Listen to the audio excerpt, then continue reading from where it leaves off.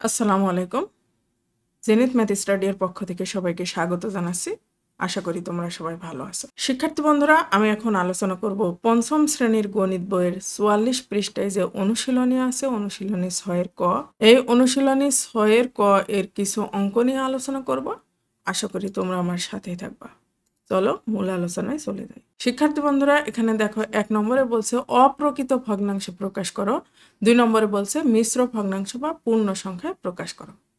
শিক্ষার্থী বন্ধুরা, আমাদের এই অঙ্কগুলো করার আগে জানতে হবে অপ্রকৃত ভগ্নাংশ কি ও মিশ্র ভগ্নাংশ কি। সেগুলো না জানলে কিন্তু আমরা অঙ্ক করতে পারবো না, তাই আমরা এগুলো নিয়ে আগে আলোচনা করব। শিক্ষার্থী বন্ধুরা দেখো, ৩৯ পৃষ্ঠায় তোমাদের এখানে প্রকৃত ভগ্নাংশ, অপ্রকৃত ভগ্নাংশ ও মিশ্র ভগ্নাংশ সম্পর্কে বলা হয়েছে। এই ভগ্নাংশগুলো সম্পর্কে না জানলে তোমরা অঙ্কগুলো সমাধান করতে পারবে না। তাহলে আমরা দেখি যে এখানে অপ্রকৃত ও মিশ্র ভগ্নাংশ দেওয়া আছে, আবার প্রকৃত ভগ্নাংশ দেওয়া আছে। প্রকৃত ভগ্নাংশ দেখো, এটা প্রকৃত ভগ্নাংশ। এখানে এটা হচ্ছে লব, আমরা জানি একটা ভগ্নাংশের লব আর হর থাকে, উপরে একটা লব আর নিচেরটা হর। এই ভগ্নাংশের দেখো উপরের লব ছোট আর হর বড়, অর্থাৎ আমরা বলবো যে যে ভগ্নাংশের লব ছোট আর হর বড় সেই ভগ্নাংশকে প্রকৃত ভগ্নাংশ বলে। যে ভগ্নাংশগুলোর দেখবা নিচে তার মানে হরগুলো বড় আর লব ছোট সেই ভগ্নাংশকে প্রকৃত ভগ্নাংশ বলে। আর অপ্রকৃত ভগ্নাংশ ঠিক এর বিপরীত, তার মানে উপরেরটা হবে বড় আর নিচেরটা হবে ছোট। এই যে এখানে দেখো, এখানে বলছে যে লব হচ্ছে বড় আর হর ছোট অথবা সমান হবে, আবার হরও লব অথবা সমান হবে, বড় অথবা সমান আর ছোট অথবা সমান, সেগুলোকে আমরা অপ্রকৃত ভগ্নাংশ বলি। তাহলে এর সংজ্ঞা হচ্ছে যে ভগ্নাংশের লব বড় হর ছোট সেগুলোকে আমরা অপ্রকৃত ভগ্নাংশ বলি। আর মিশ্র ভগ্নাংশকে, মিশ্র ভগ্নাংশে একটা পূর্ণ সংখ্যা থাকবে আর প্রকৃত ভগ্নাংশ থাকবে। পূর্ণ সংখ্যাগুলো কি?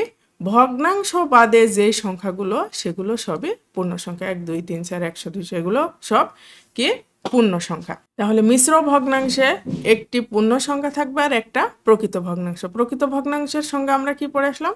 লব ছোট আর হর বড়। এই যে এখানে ১ হচ্ছে একটা পূর্ণ সংখ্যা আর ২/৫ হচ্ছে প্রকৃত ভগ্নাংশ। এই দুইটা ভগ্নাংশ মিলে মিশ্র ভগ্নাংশ তৈরি হয়। অর্থাৎ মিশ্র ভগ্নাংশের সংজ্ঞা হচ্ছে একটি পূর্ণ সংখ্যা আর একটি প্রকৃত ভগ্নাংশ পাশাপাশি বসে যে ভগ্নাংশ সৃষ্টি করে তাকেই মিশ্র ভগ্নাংশ বলে। আবার আমি বলি শিক্ষার্থী বন্ধুরা, একটি পূর্ণ সংখ্যা এই যে আর একটি প্রকৃত ভগ্নাংশ পাশাপাশি বসে যে ভগ্নাংশ তৈরি করে সেই ভগ্নাংশকেই আমরা মিশ্র ভগ্নাংশ বলি। আশা করি তোমরা বুঝতে পেরেছো প্রকৃত ভগ্নাংশ কি, অপ্রকৃত ভগ্নাংশ কি, মিশ্র ভগ্নাংশ কি। এবার আমরা অঙ্ক করব। অপ্রকৃত ভগ্নাংশে প্রকাশ করা। তাহলে অপ্রকৃত ভগ্নাংশের সংজ্ঞা কি? অপ্রকৃত ভগ্নাংশের সংজ্ঞা হচ্ছে যে ভগ্নাংশের লব বড় হর ছোট সেটা হচ্ছে অপ্রকৃত ভগ্নাংশ। এবার আমরা অপ্রকৃত ভগ্নাংশ নির্ণয় করি। ১ নম্বরে কি বলছে? ১ নম্বরে বলছে ২ সমস্ত ২/৩। একে আমাদের অপ্রকৃত ভগ্নাংশে প্রকাশ করতে হবে। এটা আমরা সংজ্ঞা অনুসারে কি জানি, এটা ২ হচ্ছে একটা পূর্ণ সংখ্যার, এটা প্রকৃত ভগ্নাংশ। তাহলে এটা কোন ভগ্নাংশটা আছে? এটা মিশ্র ভগ্নাংশ আছে। এই মিশ্র ভগ্নাংশকে আমাদের অপ্রকৃত ভগ্নাংশে প্রকাশ করতে হবে। তাহলে আমরা এইটা আর এইটা গুণ করব। ২ আর ৩ গুণ করলে আমাদের কত হয়? ২ গুণ ৩ সমান কত? ৩ দুগুণে ৬ আর এই যে উপরে যে ২ আছে এই ২ আমরা যোগ করব, তাহলে ৮। আমাদের হচ্ছে হলো উপরে ৮ আর নিচে ৩। তার মানে এটা হচ্ছে মিশ্র ভগ্নাংশে অপ্রকৃত ভগ্নাংশে প্রকাশ করার নিয়ম হলো এই পূর্ণ সংখ্যা আর হর দ্বারা গুণ করে লব দিয়ে যোগ। তার মানে পূর্ণ সংখ্যা গুণ হর প্লাস পূর্ণ সংখ্যা ২, হর কত? ৩ আর লব কত?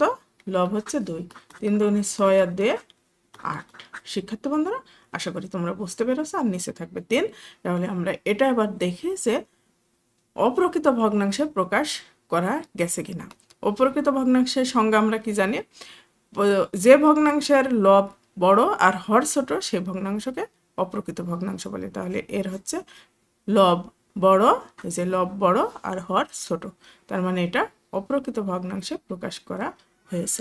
এবার আমরা 2 নম্বর অঙ্ক করব। 2 নম্বর অঙ্কে কি বলছে? 2 নম্বর অঙ্কে 3 সমস্ত 1/9। এর নিয়ম কি? আমরা তাহলে এই পূর্ণ সংখ্যা আর হর গুণ করব। 3 নং 27 আর লব হচ্ছে যোগ 28, 28/9। 3 নম্বর অঙ্ক একই রকম। 3 নম্বর অঙ্ক হচ্ছে 5 সমস্ত 5/11। তাহলে আমরা এটাকে হচ্ছে অপ্রকৃত ভগ্নাংশে প্রকাশ করব কিভাবে? 5-11 55 আর 5-এ 60, 60/11। এটা হচ্ছে অপ্রকৃত ভগ্নাংশ। এবার আমরা 4 নম্বর অঙ্ক করব। 4 নম্বর অঙ্কে কি বলছে? 6 সমস্ত 3/10। তাহলে 6 10-এ 60 আর 3-এ 63/10। 5 নম্বর অঙ্ক একই রকম। 20 সমস্ত 1/2। তাহলে 20 দুগুণে 40 আর 1-এ 41/2। 5 নম্বর অঙ্ককে অপ্রকৃত ভগ্নাংশে প্রকাশ করলে হয় 41/2। শিক্ষার্থী বন্ধুরা, আশা করি তোমরা 1 নম্বর অঙ্ক বুঝতে পেরেছো। এবার আমরা 2 নম্বর অঙ্ক করব। 2 নম্বর অঙ্কে কি বলছে? 2 নম্বর অঙ্ক মিশ্র ভগ্নাংশ বা পূর্ণ সংখ্যায় প্রকাশ করে। তার মানে 1 নম্বর আমাদের ছিল মিশ্র ভগ্নাংশ, একে অপ্রকৃত ভগ্নাংশে প্রকাশ করতে হয়েছে। আর এখানে আমাদের আছে অপ্রকৃত ভগ্নাংশ। দেখো সবগুলোই অপ্রকৃত ভগ্নাংশ এসে লব বড় আর হর ছোট। এই অপ্রকৃত ভগ্নাংশকে আমাদের এই মিশ্র ভগ্নাংশ বা পূর্ণ সংখ্যায় প্রকাশ করতে হবে। তার মানে 7/3। একে হচ্ছে আমরা যদি মিশ্র ভগ্নাংশে প্রকাশ করি তাহলে এখানে আমরা ভাগ করব 3 দুগুণে 6 1, তার মানে 1/3। এই যে সমান 2 সমস্ত 1/3। এটা আমাদের কি হলো? মিশ্র ভগ্নাংশে, যে একটা পূর্ণ সংখ্যা আর একটা প্রকৃত ভগ্নাংশ মিশ্র ভগ্নাংশে প্রকাশ করা হলো। এটা ছিল 2 এর হচ্ছে 1 নম্বর। এবার আমরা 2 নম্বর করব। 2 নম্বরে কি বলছে? 2 নম্বরে 21/5। 21/5 একে আমরা মিশ্র ভগ্নাংশে প্রকাশ করব। 4 5 20 1, তার মানে 4 সমস্ত 1/5। এর উত্তর হবে 4 সমস্ত 1/5। 3 নম্বর কি বলছে? 3 নম্বর হচ্ছে 36/9। একে হচ্ছে আমরা মিশ্র ভগ্নাংশে প্রকাশ করব 4 9 36। শিক্ষার্থী বন্ধুরা, এটা দেখো 4 হয়েছে, মানে এটা একটা পূর্ণ সংখ্যা। এখানে বলেছে মিশ্র ভগ্নাংশ বা পূর্ণ সংখ্যায় প্রকাশ করো। তাহলে আমাদের মিশ্র ভগ্নাংশ অথবা পূর্ণ সংখ্যা হলেও হবে। এটা হচ্ছে পূর্ণ সংখ্যা হয়েছে। এবার 4 নম্বরে কি বলছে? 78/11। একে আমরা মিশ্র ভগ্নাংশে প্রকাশ করব। 7 11 কত? 77 আর 1, তার মানে 7 সমস্ত 1/11। 4 নম্বরের উত্তর 7 সমস্ত 1/11। 5 নম্বর অঙ্ক হচ্ছে 220/10। একে আমরা মিশ্র ভগ্নাংশে প্রকাশ করব। তাহলে 10 দুগুণে 20 20, তার মানে 10 দুগুণে 20। আমাদের এটা হচ্ছে 22, যা একটি পূর্ণ সংখ্যা। শিক্ষার্থী বন্ধুরা, 2 নম্বর অঙ্ক আশা করি তোমরা বুঝতে পেরেছো।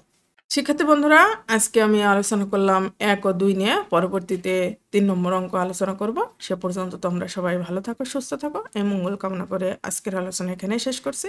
আল্লাহ হাফেজ।